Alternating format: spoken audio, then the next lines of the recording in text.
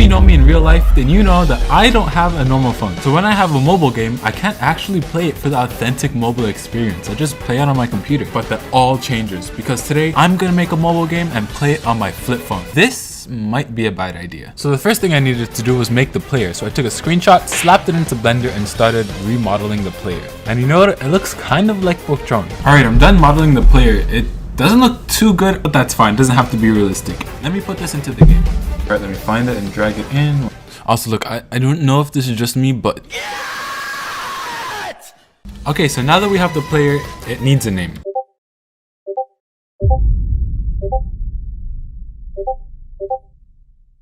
Be Libre. Alright, so Be Libre. So let me just press play and see what happens. Yeah, that is not something that I call a game. If you didn't know already, I'm recreating one of my Scratch games, Bouncy Hero. In Bouncy Hero, there are platforms that you bounce on, but some platforms are dangerous, so you just have to dodge them. It's kind of like Doodle. I mean, this is a totally original idea. It has never been done more than 1,000 times. Alright, back in Unity, I need to start making the platforms. Alright, so I'm gonna start off by making a cube, and then I'm gonna stretch it out, make it a little bit thinner. Don't worry, it's just a placeholder. I'll change it later. So Be Libre should fall right on top of it. What? Alright, so right now Be Libre falls right through the platform. Oh, now he decides to not fall through the platform. That's great. That's great. Thank you, Be Libre. So let me add some bounciness to that platform. That was kind of underwhelming. But I can't turn up the bounciness to anything more than 1. So that means one thing. I'm gonna have to code my own physics.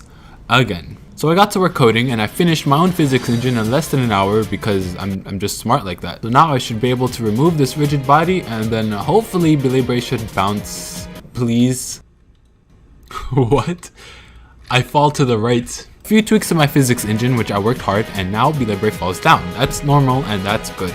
Now I just need to program it to bounce on the platforms. Alright, so here's what it looks like in game. Boing. Now I haven't gotten any sounds in the game yet, but I'm sure while I'm editing I'll put in some nice high quality sound effects to make sure it sounds nice and good. Now I just need to spawn the platforms up, up, up, and up. I don't want to do this myself. Imagine if I have to duplicate these infinitely. So when Be Libre jumps up, there's going to be an invisible boundary that you cross, and when you cross that boundary it's just going to spawn a platform above you. So the platform spawning system works pretty well, but now my character is glitching out, so just ignore that for now. So next I need to start spawning the enemies and give each platform a spawning chance. Now I had absolutely no idea how I was going to code this, especially giving each platform a spawning chance. So I just converted my Scratch code into C#, which should be illegal because it is so ridiculously easy. I don't know why I didn't think of this before. This took me 10 times shorter than thinking of the code to write because the code was already there. I mean, at least Scratch is useful for something. So it turns out after I put the Scratch code into C#, I think I broke my game again, and now the platforms don't spawn. I hate Scratch again. Wait, it spawned 1, but it spawned it over here. Alright, I think I fixed it after about an hour of fixing up the Scratch code. I think it's working. Oh, I mean, at least they're spawning. And also it took 10 times longer to fix up the code that I wrote in Scratch. So overall, it took the same amount of time writing Scratch code into C#. So here the platform is spawning correctly. No thank you Scratch for helping me out. I think I'm gonna stick to writing my own code from now on. Okay, now that I fixed the platforms and stopped the player from glitching out, I need to start modeling the platforms because I'm not the kind of guy to leave half-baked graphics in my game. That's supposed to be a tree, by the way. In the Scratch project, I have a bunch of things, like a bunch of platforms, wooden things, yellow things. Oh wait, no, that's green. Red things, rockets, warnings. I have to model all of that. So I went into Blender and then started modeling off of the cube. And after about an hour of intense sculpting, deleting, and more sculpting, I have the platform. Okay, I know it's just a cube with a little bit of smoothing. I don't know why it took me an hour. Leave me alone, please. Okay, the platform is now done. And also, since I was in the modeling mood, I decided that Be Libre wasn't looking clean enough, so I decided to model him again. So now, instead of looking like a cube, he looks like a fat marshmallow Michelin guy. I also did a couple more models of the platform, and here it is in the game.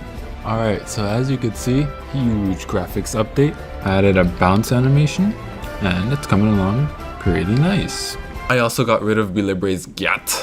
Last thing, I need to die. So I added spikes onto the platform and then made it so that platforms will randomly spawn with spikes on them. And there was one problem, the game wasn't feeling polished enough. I started making some particles with Unity's particle system, and now everything is done. Wait, I can jump on spikes? Okay, after adding the game over screen, now everything is actually done. So now it's time for the hard part, putting this on my flip phone. You thought making the game was the hard part? Psych! No, it's putting this on this rip-off Chinese Android Nokia thingy. This is not a phone by any means. When I first started, I thought I would just be able to plug this thing in with the USB cable and drag my game onto it. No.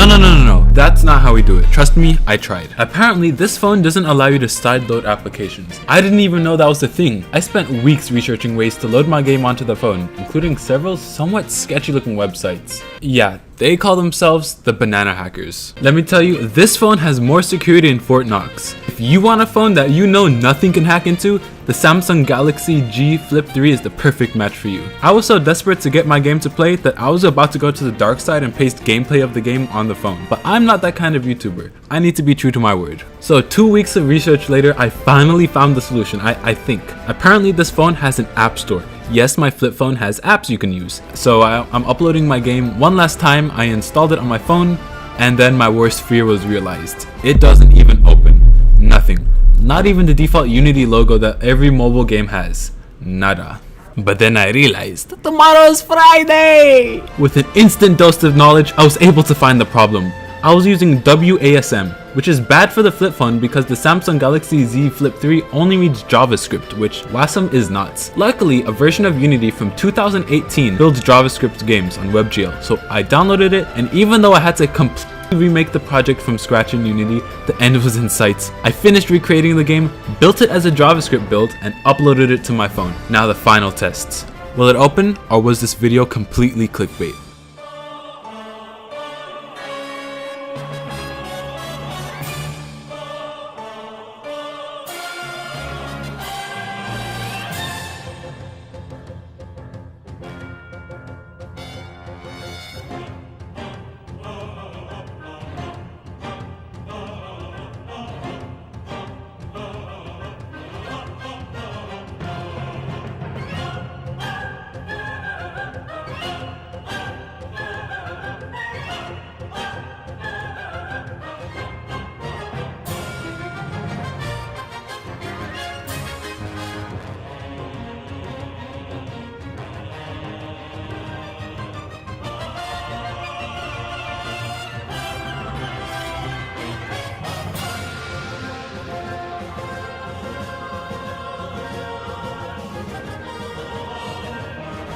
So finally, after 3 weeks of hard work and research, crying myself to sleep at night and eating nothing but ramen noodles, I finally did it. I made a game and played it on my flip phone. Now, I think you have to subscribe.